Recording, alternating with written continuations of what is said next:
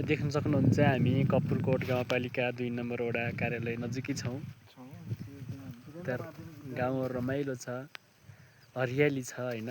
यतिखेर मकैको सिजन, मकैहरू हरियाली भइरहेछ। हाम्रो राजा यता हुनुहुन्छ, काँक्रो रेडी बनाउँदै हुनुहुन्छ। राजा काँक्रो खाने हो त? हाम्रो यात्रा कहाँदेखि कहाँसम्म पुग्यो अहिले? हाम्रो यात्रा तुलसीपुर 19 नम्बर वडा बिजौरीदेखि हजुर सुरु भएको। अहिले हामी रुन्टीगढी पुगेर रोल्पा रुन्टीगढी पुगेर हामी सल्यान 2 नम्बर वडा कपुरकोटमा आइपुगेका छौँ। एकदम चुनौतीपूर्ण बाटोहरू क्रस गरेर आएको हो। यहाँबाट देख्न सक्नुहुन्छ ठाउँ यस्तो भौगोलिकको हिसाबले एकदमै पछाडि भए पनि यहाँको कृषि क्षेत्र चाहिँ तपाईँहरू राम्रो देख्न सक्नुहुनेछ। ल यता हामीलाई पनि देखाइदिनुहोस् राजा। को बोल्यो भन्ला कि मै हो बोलेको होइन। नास्ता हाम्रो अर्ग्यानिक नास्ता, हामी जङ्क फुड खाने अलाउड छैन हाम्रो बोडीलाई।